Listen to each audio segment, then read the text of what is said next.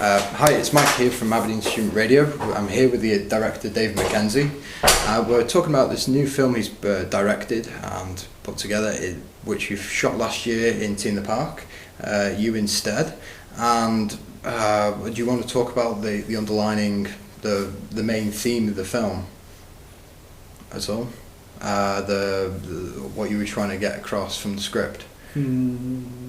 Oh, that's a hard one. It's a hard one to know. When you're taking a film, you don't thinking about the film in terms of a sort of soundbite is quite hard to think about, because even a film as simple as this, which is basically about two people kind of getting it together over the course of a music festival, it's a whole bunch of things. It's a whole kind of collage of things. It's sort of quite hard to express it in a single thing. What the movie essentially the movie's a one night stand movie, and it's about people joyously coming together in quite peculiar circumstances in a music festival, it's something more complicated than that, really. And who knows what will happen at the other side of it, and who knows sort of where these things will snowball to. But to me, one of the things that I found most invigorating about the movie was that it wasn't in any way sort of trying to deal with anything too complicated and too complex. It was just about kind of summer joys, and there's a sort of hint of a sort of Midsummer Night's Dream kind of quality to it anyway. As a filmmaker who's spent quite a lot of time dealing with some quite heavy things, it was really nice for me to be able to deal with, as honestly as possible and as humanly and as concentratedly as possible, but dealing with some quite light human themes, just about love in the sun. Yeah, I briefly touched before we started recording, was that you managed. It's what I think is brilliant, because it's, in a sense, for a spectacle of recording, you've only had one chance to record it and achieve something which is fantastic, I think, as within film. So apparently you had like long hour days, like 18-hour days. What was your main drive to keep everything together? Did you? Well, I think one of the challenges that we had when we made this film, set in a music festival, we all know that a big music festival like in the Park is an enormous event, and it's filled with spontaneity. It's filled with one-off moments, and we're trying to make a film that reflects that crazy environment. And quite rapidly, I thought, the first thing that we should try to do is see if we can shoot the majority of it within the time frame of the actual festival. So we have the live environment, and we're able to take advantage of that number of people, all the acts, all the background, all the mud, all the mayhem, and that seemed to be a really obvious thing to try to do. Of course, suddenly realizing that these things only last 3.5 days, with maybe 1 day of setup at the other end, you suddenly realize that you've got a very, very limited time frame. And obviously, normally you make a film in anything from sort of 4 to 5 weeks to 4 to 5 months. So suddenly doing it 4 to 5 days is insane in all sorts of ways. But that seemed to be the obvious challenge, the obvious thing to do, and so we thought, well, let's try it, and if it fails, then maybe we can, try and pick things up or whatever. But as we started progressing down the sort of process of thinking about it, we thought, well, no, we're not going to fail. We're going to get it right, and we just started organising it and looking at these schedules that were insane, knowing that in 5 days' time we would be able to have a long rest, and. Everyone changed the methods by which they're kind of usually professional and relax certain things. What the idea of going with the flow, we got into the idea that you don't get many takes of what you're doing, so you go with what you've got. If something was presenting us with problems in one place, then we'd move to another place, or we'd adjust the script to fit the circumstances. And the whole sort of game becomes about rolling with the environment. And that's a completely different experience to the usual process of pre-visualizing and serving the pre-visualizing and endless repetition, which is what filmmaking normally is. Yeah. And I personally found it amazingly invigorating because it was far from boring, and sometimes filmmaking is quite boring. Or the mechanism of it is kind of boring. And B, everyone kind of really rose to the challenge, and so it brought out the best of people in an incredible way. And we just pushed on through, and the festival itself managed to also start giving to us in all sorts of ways. But the light was nice to us, or the background did something for us, or whatever it was. The kind of it started to become a character in the movie, which is really what it was supposed to be anyway. And we would never have been able to capture anything like that spirit if we'd done it in a controlled way that we sort of owned. And so being sort of victim of circumstance and being tuned in enough and sharp enough on our feet to take advantage of being victim of circumstance meant that we could really dance with the material and create something quite special in terms of its energy and I its think reflection. that's what you've managed to hit the nail on there.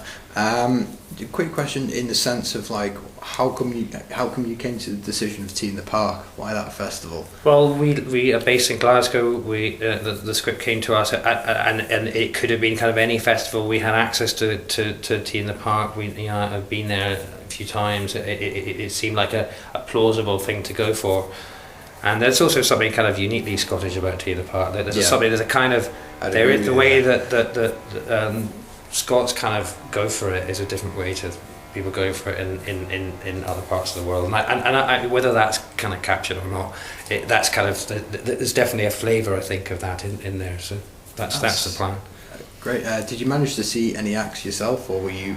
Absolutely not. No, there's no chance at all. I mean, we were waiting behind the scenes of very you catch a little bit of this and that, but no, I definitely. No. The soundtrack to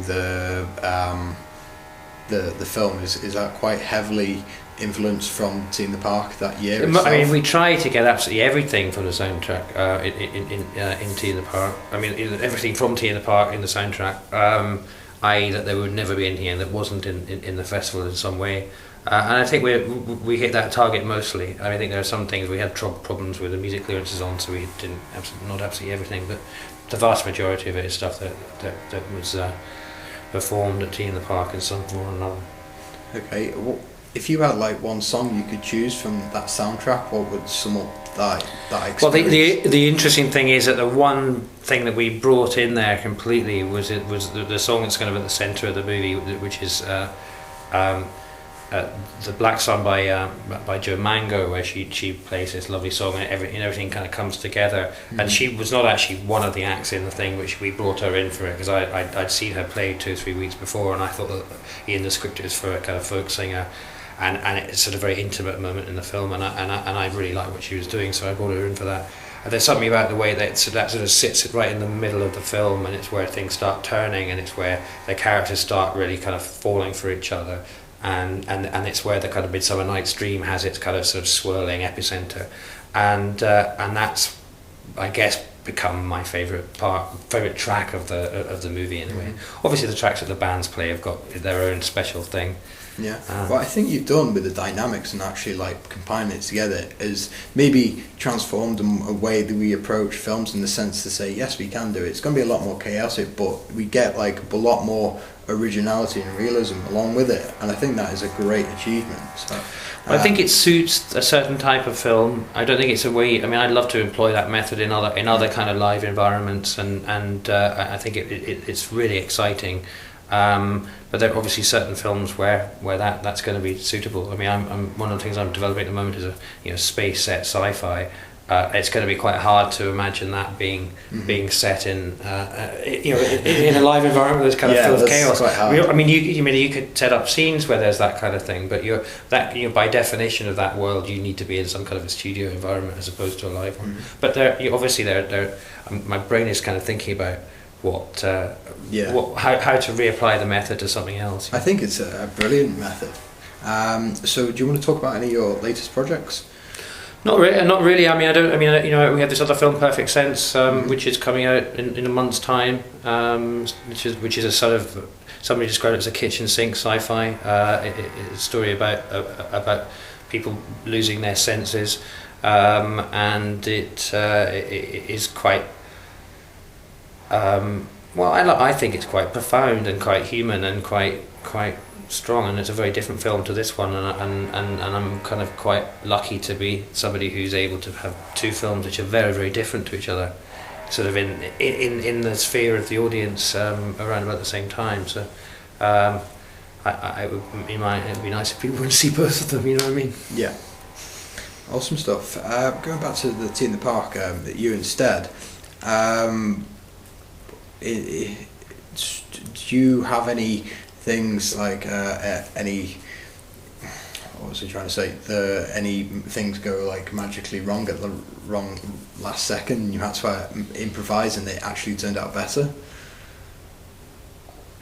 I think the whole thing was a bit like that. To be honest, the whole, there was this moment where we had to we wanted to get from one place to another, and we had to stop for half an hour because Jay-Z's entourage was blocking the road, and it was like, so we turned around and shot half a scene somewhere else, and the whole there was no point in the Tea in the Park where actually kind of stopping anything for us. We had to slot in with them, so that the result of that was that we were always trying to hit the scheduled bits that we had. Like we had to kind of stage crash just before the Proclaimers were coming on, so we knew when that was happening and all that. But everything else was just like run with it, roll with the punches, and see what happens. And that's what made it so exciting. I mean, it was a real adrenaline buzz for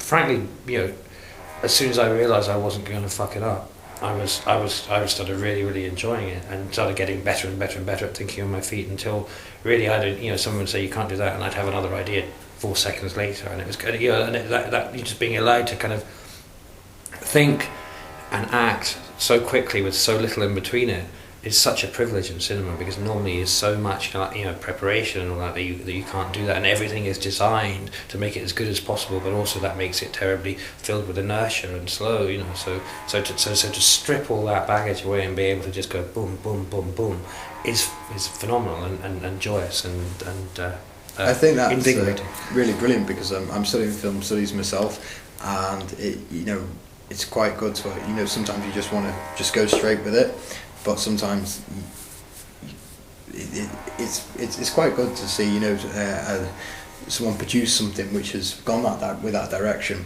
and it's really positive. So.